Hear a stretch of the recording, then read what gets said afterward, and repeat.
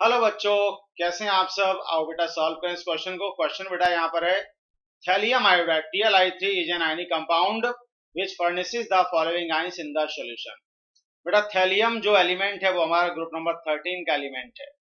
Group number 13 के जो elements होते हैं वो ये हैं, बैंगन, आलू, गाजर, इन, थैला। तो इन एलिमेंट्स को हम लोग इस ट्रिक से लर्न कर सकते हैं, boron, aluminium, gallium, indium and thallium. ठीक है बेटा, तो इनका कॉमन ऑक्सीडेशन स्टेट +3 होता है, लेकिन हम पी ब्लॉक के किसी भी ग्रुप में टॉप टू बॉटम मूव करते हैं तो हायर ऑक्सीडेशन स्टेट की स्टेबिलिटी डिक्रीज होती है और लोअर ऑक्सीडेशन स्टेट की स्टेबिलिटी डिक्रीज होती है।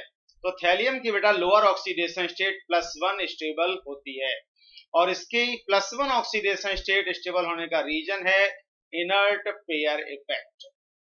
इनर्ट पेयर इफेक्ट, ठीक है बेटा। So due to inert pair effect the oxidation state of thallium +1 is stable not +3।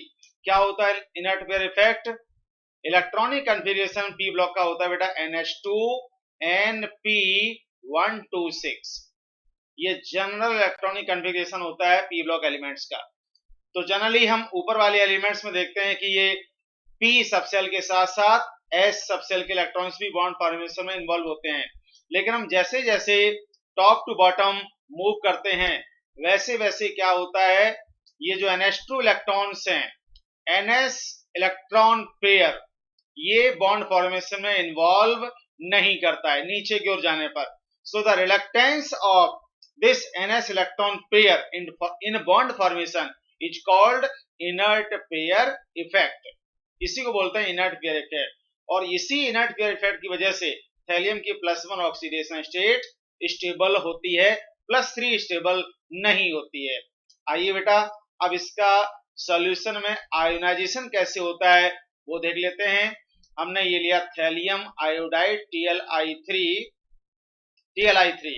तो इसको जब हम सॉल्यूशन में फाइंड आउट करते हैं तो इसका किस तरह से डिसोसिएशन होता है वो इस तरह से, एक तो बनता है बेटा Tl +1 ऑक्सीडेशन स्टेट और एक बेटा बनता है I3-।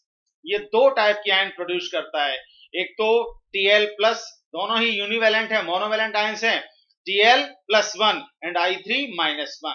ये दो टाइप की आयंस बनाता है सॉल्यूशन में। ठीक है, Tl+3 नहीं बनता, ये ध्यान रखना। Tl+3 नहीं, क्या क्या बनेगा, Tl+ एंड I3-, दोनों ही मोनोवैलेंट आयंस हैं। तो बेटा जो हमारा फाइनल आंसर होगा इस क्वेश्चन का वो ऑप्शन नंबर 2 जिसमें दिया हुआ Tl+ एंड I3- आयंस ये सॉल्यूशन में जनरेट करेगा। So hope you understand. Thank you very much.